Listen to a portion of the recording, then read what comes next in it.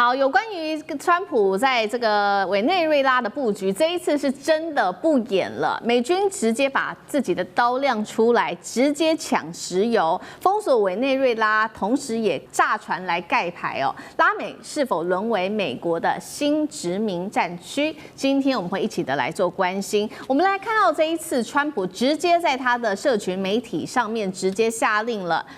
说对所有进出委内瑞拉的所受到制裁的这些油轮要实施全面而且彻底的封锁。他干脆说了，上面所有的石油土地从我们手上偷走的资产，我们现在全部都交还给美国。好，这一消息出来之后，大家就在看说，这个不是制裁吧？这个是直接海盗在做抢劫嘛？因为呢，目前委内瑞拉它的石油对他来说其实是非常非常重要的，但这背后还有剑指中国的意思吗？等一下我们会来做一个比较深度的解读。先来看看委内瑞拉石油到底有多重要呢？它占它的石油储量大概是达到了3000亿桶，占全球是最多的。委内瑞拉它的日产量更是达到了100万桶。那么石油更占委内瑞拉出口比重是达到了9%，8成出口石油流向中国大陆为主，是最重要的一个市场，剩下的一些10%几才是流向了美国。所以呢，这个时候川普他说他直接偷走这个委内瑞拉，偷走美国的资源，又下令要封锁石油，他是不是也不演了？就觉得说啊，我干脆直接掠夺好了。委员怎么看？川普总统以前说台湾的晶片制造是偷美国的，在他的眼中，全世界都是偷美国的，好像这是美国自己的东西。现在连委内瑞拉的石油都是偷美国的。我不晓得美国人看到这样的一个说法，会不会觉得很汗颜？怎么有一个堂而皇之的把抢劫人家的东西当作是在讨回他原本的东西？美国也有很多的有良心、有知识的知识分子，对川普这种说法竟然不吭声。美国的媒体对这种说法也没有人批判，好像在纵容他，或者自己以为本来就这样。这个是美国在道德跟精神上堕落的一个象征，就是选出这种总统讲出这种话，很令人意外，也很令人压抑。委内瑞拉本来就是一个穷国家，你别看它蕴藏量全世界最多，但是开采困难，成本高，所以它每一天顶多就是100万桶，100万桶全世界前15名都排不进去啊，前15名都可以一天120万桶，它100万桶算是出产是有问题的，然后出产有问题，现在被封锁，这个已经占他国家的最重要的收入来源了，又被他封锁，所以封锁的川普的用意很简单，就是要让你委内瑞拉整个经济崩溃，让你社会解体，让你政治崩塌。他现在玩的是个游戏，所以他要玩那个长期封锁战争。长期封锁战争。我们只能叹一口气。可是这种战术会不会成功？会的。他封锁够久就一定崩溃，因为没有人敢援助委内瑞拉。那个不管是中国也好，俄罗斯，我看不出来有谁有能力这个时候来援助委内瑞拉。那当时美国发表所谓的2025国家安全这个战略报告的时候，就讲得很清楚啊，中南美洲不许外国插手，所以什么“一带一路”啊都免谈啊，这个什么两洋铁路啊，都不用给我提了，什么巴拿马啊、前海港都会受到很大很大的压制，而且它是用军事力量跟你比拳头，任何一个国家都不可能在中南美洲建立可以跟美国竞争的一种军事力量啊，所以他在中南美洲予取予求，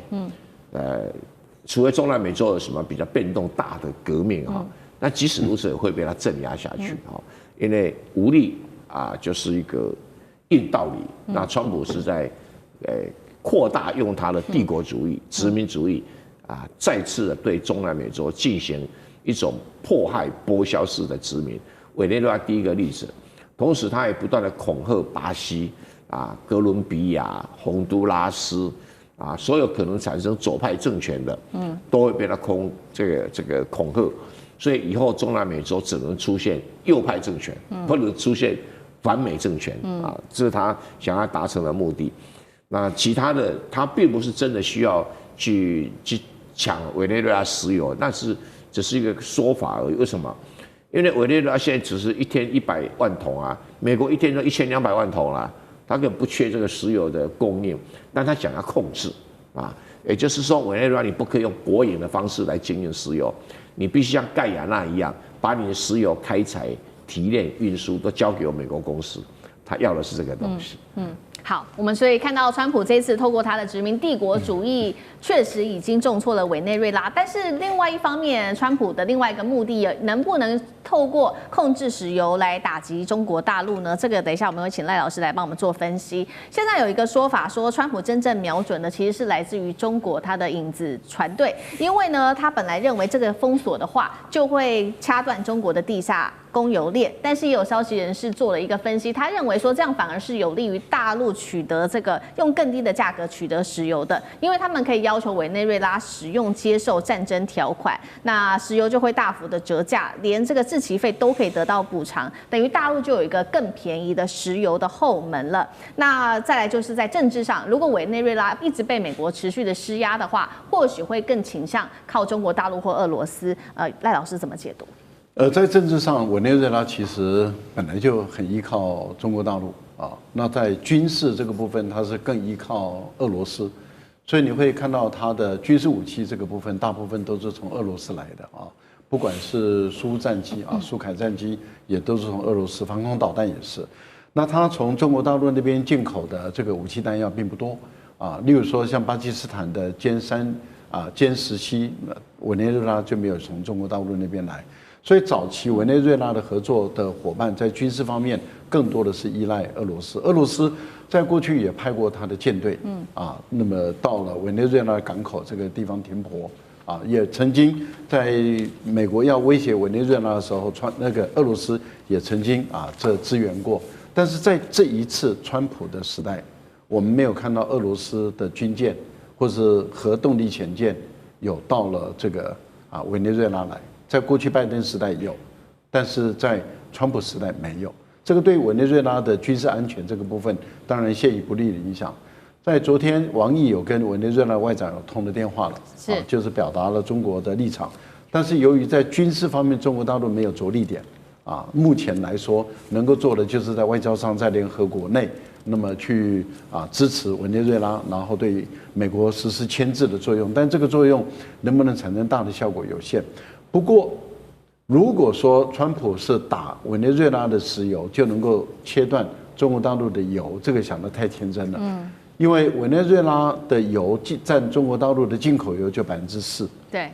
你看起来很多，但事实上对大陆来讲，这个真的是零头，因为4%并不大。所以对大陆来说，它这个问题并不大。但是对委内瑞拉来讲，影响就很大了。您刚刚有谈到了6成，每一天60万桶以上，一般估计是60到65万桶是卖到中国大陆，它构成委内瑞拉经济收入、财政收入的最大的来源。那现在的情况是，当它被美国封锁了以后，当然走入这种隐秘战线的、隐秘运输线的这种绝对会有，但是问题就在于委内瑞拉就必须要用更便宜的油、更便宜的价格来卖给中国大陆。而如果大陆能够成功的建立起这笔这个美国的军方所不容易查到的这个运输线的话，那这个对大陆来讲的话，反而是更赚了一笔战争财，也说不一定。所以很多的时候很难说，因为封锁对美国来讲不是100%有效的。好，这个封锁石油的部分看起来美国的这个轨迹还没有办法达成哦。那另外一方面，我们也要来看到是说，这一回美国针对委内瑞拉直接轰炸它的所谓它号称的这个有毒的船、反毒的船，到底有没有构成战争罪呢？因为它轰炸完之后，它是拒绝公开它的炸船影片的，所以大家就在讨论说，到底这个国防部长赫格塞斯他不愿意公开完整的影片，是否有犯战争罪？等一下请厉将军来带我们看。那除了针对委内瑞拉之外，川普要持续的拉住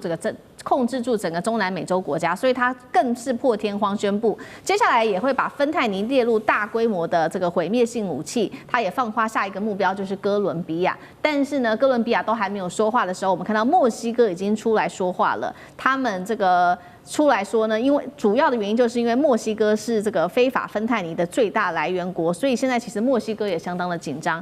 厉将军怎么看？我觉得美国的国家安全战略来讲的话，它对于南美洲一定要极力把它压制下去。那我们看到南美洲最近有很多的国家开始陆陆续续，不但跟中国，而且跟俄罗斯越走越近。我们举几个例子，包括秘鲁来讲的话，建立了前开港，巴西鲁拉也跟中国有建立良好的关系。阿根廷把黄豆卖给中国，然后让美国川普来讲在那边跳脚，因为他的豆农来讲，那时候我们都知道嘛，由于关税的问题来讲的话，他的大豆卖不到中国，那反而阿根廷可以卖出去。所以就美国川普的立场，他一定要将南美洲这个压下去，而且要叫他们听话。那第一个杀鸡儆猴的，那当然就是借这个马杜罗的人头一用借着杀马杜罗来警告南美洲的所有国家。但是美军所用的这些手段确实是很恶劣的。在9月2号那天，他对加勒比海这个发动他是借口说人家这个船是走私毒品的船，他对这些船只用军队对他们来发动攻击，那总共造成11死。那其中这11死里面有2个人在第一波攻击的时候并没有死亡，还活着那合理来讲，你应该这时候他已经没有抵抗能力了，也没有反击能力，你应该将人救上来当做一个人证，然后以昭告全天下。但是没想到美军这个可能是赫格塞斯下了命令，直接将海上面还存活的这2个人直接就击毙然后让死无对证。那讲到这件事情，我特别讲，这绝对是100%违反人道罪，也违反战争罪。我们国军在1987年的时候，在3月份，在小金门的东港那个据点，那天早上是大雾，雾很浓，看不清楚。那个时候两岸还没有停止这个敌对的行为，两岸还在兵凶战危，所以那天早上这个据点的官兵这个看到因为大雾看不清楚，也没接到通报，就有一艘小船慢慢的接近他们的阵地前面。在这种状况下，以当时这个的立场，一定按战备规定一律击沉。那如果说你没有击沉的话，守土有责的官兵是要接受军法制裁的。所以这个东港据点的官兵就直接就开枪将这条船。这个准备将它击沉，但是你知道那是木头船，木头船在海上是打不沉的，因为它会浮在水面上面。然后这条船失去动力以后，它就靠岸停泊了，靠在沙滩上面。那